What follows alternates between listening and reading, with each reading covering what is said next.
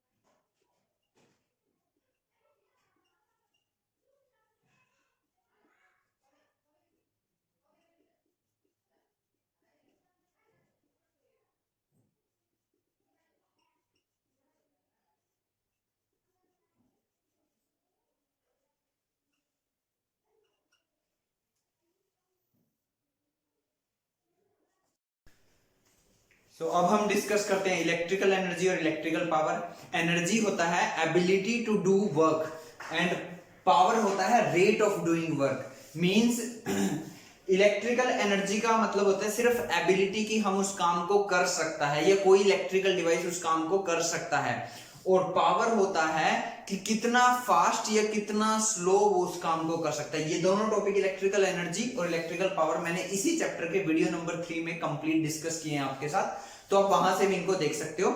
मैं एग्जांपल आपको बता देता हूं, फिलहाल देख लो। इलेक्ट्रिकल एनर्जी की डेफिनेशन है the ability of an electrical device to do work is called electrical energy. Basically energy का मींस वर्क ही होता है। इसकी एसआई यूनिट जूल होती है, और जो स्केलर, ये एक स्केलर क्वांटिटी होती है, मतलब इसका मैग्नीट्यूड होता है, डायरेक्शन नहीं होती है। जो इलेक्ट्रिकल पावर है उसकी डेफिनेशन है the rate of doing work of an electrical device is called its power. Rate word आया है, और मैंने ये पहले भी बताया है कि जब भी फिजिक्स के किसी चैप्टर में डेफिनेशन में रेट वर्ड आता है तो उस क्वांटिटी के फॉर्मूले में डिनोमिनेटर में टाइम मिलता है। सो पावर का फॉर्मूला होता है वर्क अपॉन टाइम, और क्योंकि वर्क एनर्जी के इक्वल होता है सो एनर्जी अपॉन टाइम। तो पावर के दो फॉर्मूले होते हैं, work upon time, energy upon time. ये इसकी एसआई यूनिट की बात करें तो वो वॉट होती है, और ये भी स्केलर क्वांटिटी होती है। मींस इसका भी मैग्नीट्यूड होता है, डायरेक्शन होता है। तो यहाँ डेफिनेशन यूनिट अच्छे से मेंशन है, स्केलर क्वांटिटी है दोनों, ये भी मेंशन है। तो आप दोबारा से इसको पढ़ो, आराम से नोट करना। मैं आपको एग्जांपल के साथ डिफरेंस बताना चाहता हूं सिर्फ एनर्जी और पावर में क्या होता है। देखो फॉर एग्जांपल मैंने एक ही क्लास से दो बच्चों को चूज किया, दो स्टूडेंट को चूज किया, दोनों की हाइट सेम है, दोनों की क्लास सेम है, दोनों की एज सेम है, तो दोनों के पास एनर्जी इक्वल है। ठीक है, से 100% उसके पास, फर्स्ट स्टूडेंट के पास 100%, दूसरे स्टूडेंट के पास। अब मैंने दोनों को एक टास्क दिया, एक काम दिया करने के लिए। लाइक मैंने उनको बोला आप रेस लगा के आओ, तो क्या होगा, दोनों रेस को कंप्लीट करेंगे? यस, डेफिनेटली कंप्लीट करेंगे। क्यों? क्योंकि दोनों के पास एनर्जी है। बट एक रेस को जल्दी कंप्लीट करेगा, एक रेस को लेट कंप्लीट करेगा। जो रेस को जल्दी कंप्लीट करेगा उसकी पावर ज्यादा है उस स्टूडेंट से जिसने रेस को लेट कंप्लीट किया है। बात समझ में आई? तो देखो हम काम को कर सकते हैं, या कोई इलेक्ट्रिकल डिवाइस काम को कर सकता है, वो उसकी एनर्जी है। लेकिन वो इलेक्ट्रिकल डिवाइस उस काम को, उस वर्क को कितना फास्ट कर सकता है, कितना स्लो कर सकता है, वो उसकी पावर होती है। तो देखो इलेक्ट्रिकल एनर्जी में टाइम का कहीं जिक्र नहीं है, कोई टाइम के बारे में कोई मेंशन नहीं है, सिर्फ एबिलिटी है, काम को करना है, फास्ट करे, स्लो करे, जल्दी करे, लेट करे, डजंट मैटर, काम होना चाहिए। लेकिन पावर में रेट है, रेट मतलब काम फास्ट होगा या स्लो होगा। अगर काम फास्ट होगा तो पावर ज्यादा होगी, काम स्लो होगा तो पावर कम होगी। तो इसमें क्या है, बेसिकली एक सेकंड में कोई electrical device like electric bulb, submersible pump, like fan, ये एक सेकंड में कितना काम कर रहे हैं वो उनकी पावर है, या एक सेकंड में वो कितनी एनर्जी कंज्यूम कर रहे हैं वो इलेक्ट्रिकल पावर होती है। तो समझ में आई बात, पावर की यूनिट क्या होती है वॉट, और एनर्जी की यूनिट क्या होती है जूल। अब जो मुझे सबसे मेन टॉपिक यहाँ डिस्कस करना है वो है कमर्शियल और the practical unit of energy. देखो दो टाइप की यूनिट होती हैं, एक होती है एसआई यूनिट, एक होती है प्रैक्टिकल यूनिट, जिसको हम कमर्शियल यूनिट भी बोल देते हैं। एसआई की फुल फॉर्म होती है international standard, standard of international या इंटरनेशनल स्टैंडर्ड। इंटरनेशनल स्टैंडर्ड मतलब एक ऐसा स्टैंडर्ड यूनिट का जिसके अंदर बताई गई यूनिट को इस वर्ल्ड की हर एक कंट्री फॉलो करती है। जैसे इसने बताया मास का एसआई यूनिट किलोग्राम है, एनर्जी का एसआई यूनिट जूल है, पावर का एसआई यूनिट वॉट है, करंट का एसआई यूनिट एम्पियर है, वोल्टेज का एसआई यूनिट वोल्टेज है। तो ये हर जगह फॉलो किया जाता है। अब मैं मास से एग्जांपल आपको देता हूं। आप एक बात बताओ, मास की क्या क्या यूनिट होते हैं? किलोग्राम भी होता है, ग्राम भी होता है, मिलीग्राम भी होता है, पाउंड भी होता है, क्विंटल भी होता है, टन भी होता है ना। तो इनमें से ऐसा यूनिट सिर्फ एक ही है किलोग्राम, बाकी सब क्या यूनिट है? प्रैक्टिकल यूनिट है। प्रैक्टिकल मतलब सिचुएशन के हिसाब से हम यूज करते हैं। देखो अब एक ट्रक कोयले का भर के आ गया, मैं उसको किलोग्राम में मेजर करूंगा, क्या मैं उसका वेट ऐसे बताऊंगा? नहीं, इसके अंदर तो 3000 किलोग्राम कोयला है, नहीं ना।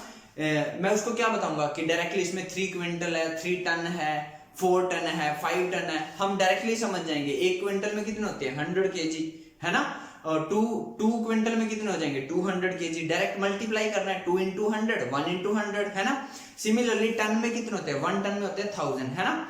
सिमिलरली आप अगर ज्वेलरी की शॉप पे गए हो तो वहां से आप जब गोल्ड परचेज करते हो तो गोल्ड काफी कॉस्टली होता है और वो बहुत मिलीग्राम्स में आता है ना। तो क्या कभी आपने उस ज्वेलर्स के पास 1 kg के या 2 kg के जो वेट है वो देखे हैं? नहीं देखे होंगे ना। क्यों? क्योंकि उसके पास तो उससे तो मिलीग्राम ग्राम में ही मेजर करना है ना। तो प्रैक्टिकल यूनिट होती है सिचुएशन के हिसाब से यूज करना। देखो मैं एक एग्जांपल और देता हूं।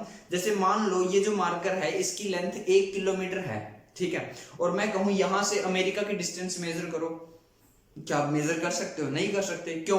क्योंकि यहां से अमेरिका की डिस्टेंस बहुत ज्यादा है और ऊपर से इस यूनिट का जो 1 किलोमीटर का साइज है वो बहुत कम है। या मैं रिवर्स भी बोल सकता हूं। देखो रिवर्स कैसे बोलूंगा? मान लो मैं कह दूं यहां से अमेरिका की डिस्टेंस 1 किलोमीटर है, बताओ आपसे आपके डोर की डिस्टेंस क्या है, या मेरे से इस ब्लैक बोर्ड की डिस्टेंस क्या है? तो अब भी नहीं आप मेजर कर सकते, क्योंकि यहां से अमेरिका की डिस्टेंस 1 किलोमीटर बहुत ज्यादा बड़ी यूनिट है और ये जो मेरे और ब्लैक बोर्ड की डिस्टेंस है वो बहुत कम है।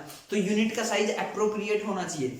अब ये जो जूल्स यूनिट का डिजिटल एनर्जी की जो ऐसा यूनिट जूल है ना, ये बहुत छोटी यूनिट है। कैसे छोटी यूनिट है? ये यूनिट कब होती है? जब 1 वोल्ट का डिवाइस 1 सेकंड चले। आपके घर में कोई इलेक्ट्रिकल डिवाइस है, आपने उसका स्विच ऑन कर दिया और उसकी पावर 1 वोल्ट थी और 1 सेकंड चला के स्विच ऑफ कर दिया, तो इस बीच उसने कुछ इलेक्ट्रिकल एनर्जी कंज्यूम की ना। वो कितनी एनर्जी कंज्यूम की? 1 जूल। समझ में बात? जब 1 वोल्ट का डिवाइस 1 सेकंड चले तो वो जितनी एनर्जी कंज्यूम करता है वो 1 जूल होती है। अब आप बताओ इलेक्ट्रिसिटी का बिल कितने टाइम का आता है आपका? इलेक्ट्रिसिटी का बिल हमारा 1 मंथ या 2 मंथ का आता है और 1 मंथ में 30 डेज होते हैं, ठीक है। तो मैं कैलकुलेट करता हूं, तो अब मुझे सेकंड में जाना है, ठीक है। मान लो मैं जूल के हिसाब से ही चल रहा हूं, तो सेकंड इन 1 मंथ, 1 मंथ में सेकंड कितनी होगी? डेज कितने होते हैं? 30, 31 भी होते हैं, 30 होते हैं। मान लो मैंने ऐसा मंथ लिया जिसमें 30 डेज हैं।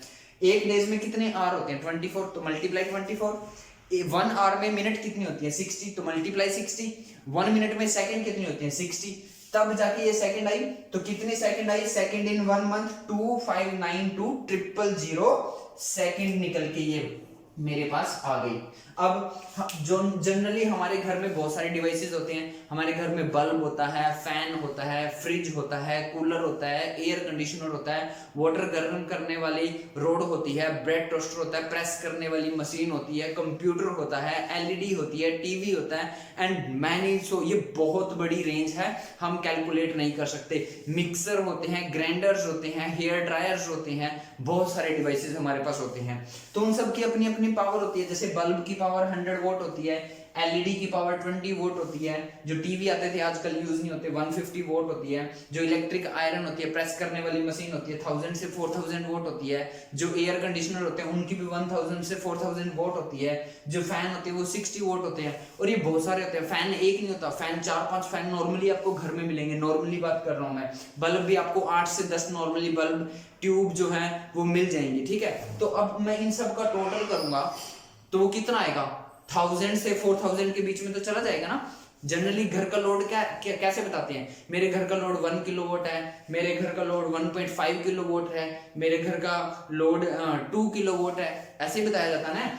तो अब क्या होगा देखो, तो जो टोटल पावर रहती है हाउस की वो 1000 से 4000 वोट के बीच में रहती है। तो मैंने एक एग्जांपल ले लिया, मान लो घर में 1500 वोट है टोटल, कितना है 1500 वोट के डिवाइसेस लगे हैं, फैन बल्ब सब का कैलकुलेट करके हमने टोटल किया, तो एक घर का जो वोट आता है, पावर वोट निकल के आती है, लोड निकल के आता है, वो 1500 वोट है।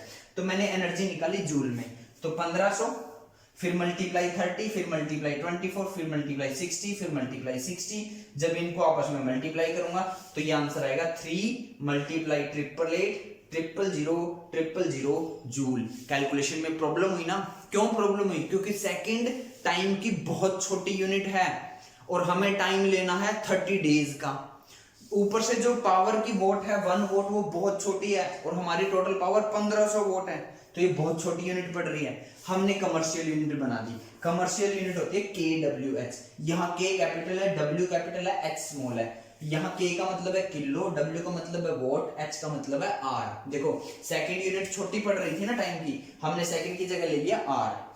वोट छोटी यूनिट पड़ रही थी ना, हमने ले लिया किलो वोट, और 1 किलो वोट में कितने होते हैं, डायरेक्ट 1000 वोट है ना, यही होता है ना। तो देखो it is the amount of energy consumed by N electrical device of power 1 kilowatt. 1 kilowatt का मतलब ब्रैकेट में मैंने लिखा भी है 10 की पावर 3 वोट, 10 की पावर 3 मतलब 1000 वोट इन 1 आवर। 1 आवर में कितने सेकंड होते हैं, 3600 सेकंड, ठीक है।